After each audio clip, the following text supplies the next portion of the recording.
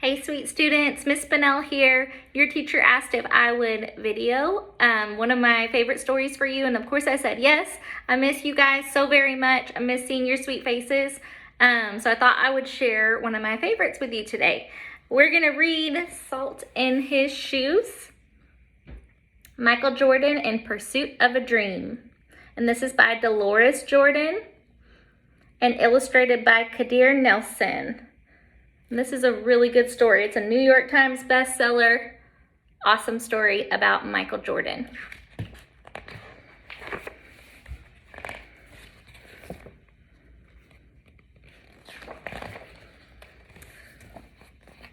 Michael loved to play basketball.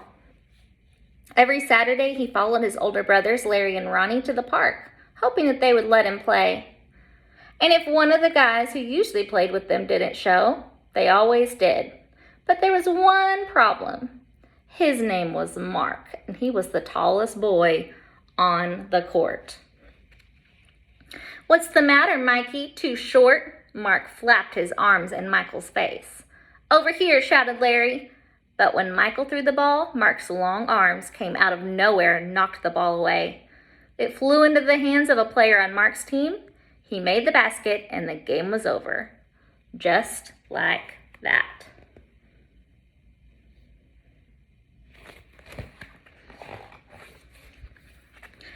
I'm really sorry, guys. If I were taller, that wouldn't have happened. All the way home, Michael apologized, even though no one was really mad at him. His oldest brother, Ronnie, tried to cheer him up. "Look, little brother, you played good today. Don't worry, we'll win the next time."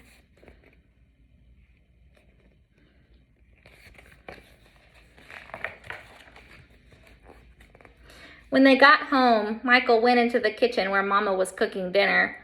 He was still disappointed, and she could tell. "You guys lost again today, huh?" Michael nodded. He sat quietly for a minute, then said, "Mama, how can I grow taller?" Now, Mama knew the answer to a lot of questions, but this was a tough one. She thought for a moment as she sprinkled salt and pepper on the chicken she was making for dinner. Then she smiled, looked at Michael, and said, "Salt." "Salt?" Michael looked at his mama. "Salt in your shoes. We'll put salt in your shoes and say a prayer every night. Before you know it, you'll be taller," she replied.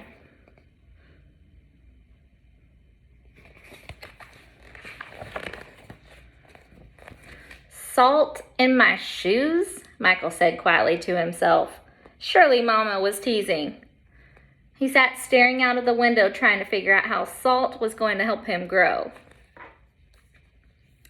He noticed the rose bushes outside in Mama's garden. They had grown high among the fence, and roses of all colors were blooming on the vines. He thought to himself, "I remember when Mama first planted those bushes." Michael's face lit up. If Mama knows how to make those rose bushes grow, maybe she's right. Maybe salt in my shoes really will help me grow.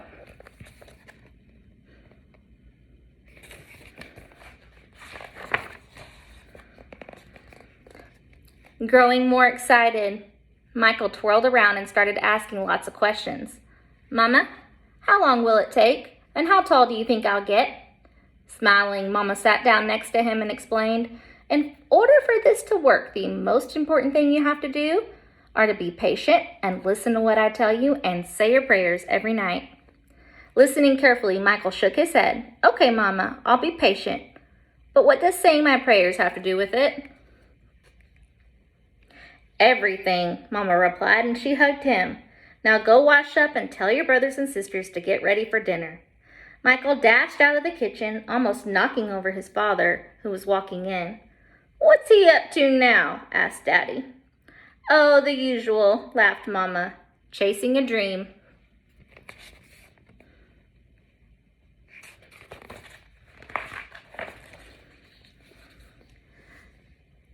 Later during dinner, Mama noticed that Michael was barely eating anything. He was already daydreaming about being taller. "Michael, first things first, you won't grow if you don't eat, especially your vegetables," Mama said. "But I'm not really hungry," he said. Raising her eyebrows, Mama gave him a stern look. Slowly, Michael picked up his fork and began to eat. Minutes later, his plate was clean and he was asking for more. That evening at bedtime, Michael set his favorite game shoes on the floor next to the growth chart hanging on the wall. Then he put on pajamas, said his prayers, and jumped into bed.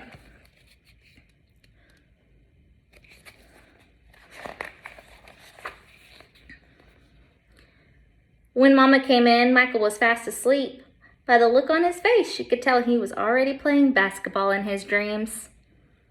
Standing by his bed, Mama sprinkled salt in his shoes. Then she prayed quietly over him as she did all her children.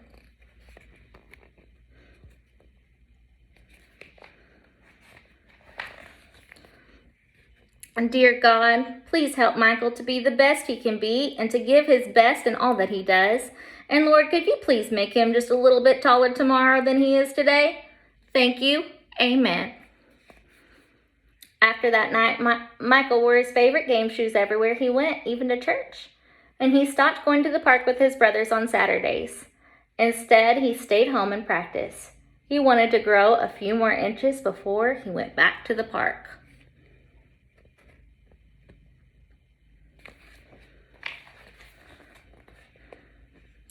After 2 months of practicing and waiting patiently and praying, Michael stood next to the growth chart on his wall.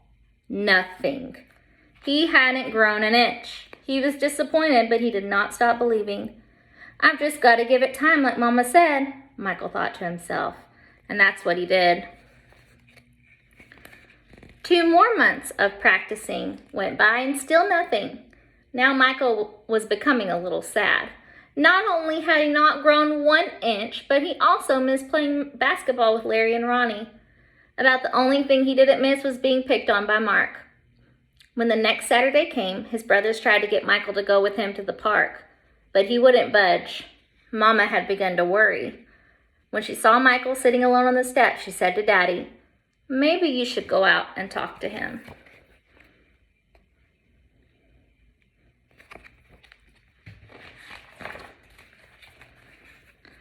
So Daddy went out and sat with Michael.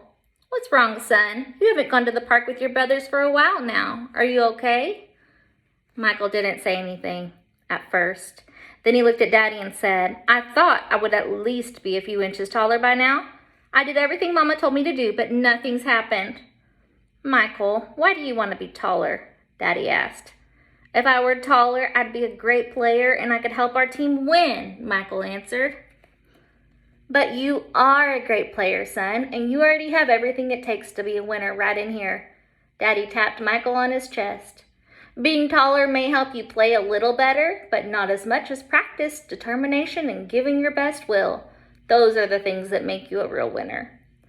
Michael thought about what Daddy said for a minute, then suddenly he jumped up and took off. "Where are you going?" Daddy yelled after him. "I've got a game today, and I'm late," Michael yelled back.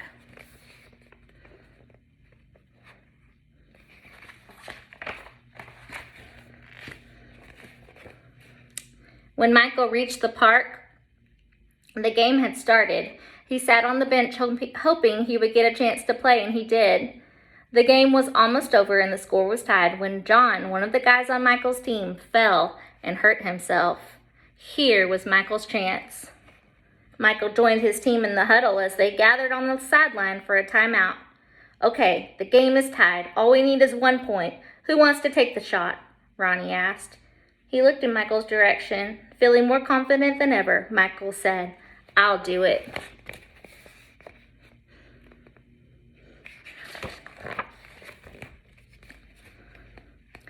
When the whistle blew and the game began again, Mark began to pick on Michael as usual.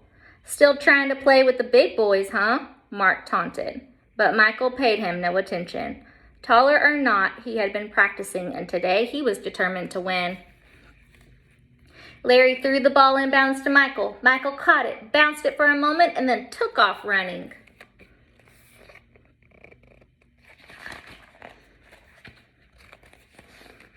As he approached Mark, Michael shifted to his right. Mark followed, But while he was still shifting, Michael spun to his left. He stepped behind Mark and shot.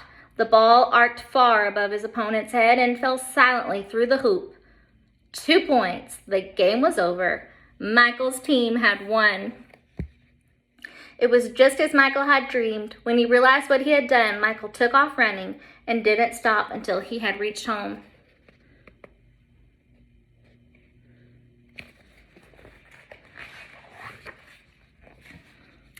Bursting through the door, he shouted, "I did it, Daddy, I did it. I shot right over the tall guy's head and we won the game." Running in behind him, Ronnie and Larry joined the celebration. "That's right, little brother. You did it. You won the game for us."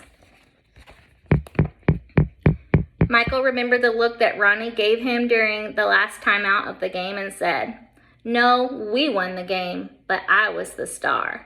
They all laughed. After that day, Mama stopped putting salt in Michael's shoes. But Michael did not stop being patient and working hard and praying.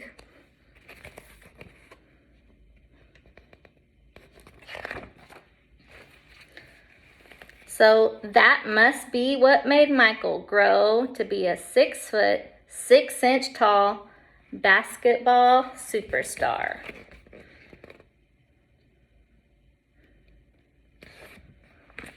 Hope you guys enjoyed that story. I know that we could all be a little bit more like Michael and focus on whatever it is that we're trying to do and not give up. I hope you guys have a great week. Again, I miss you guys. I can't wait to see each and every one of y'all. Bye, guys.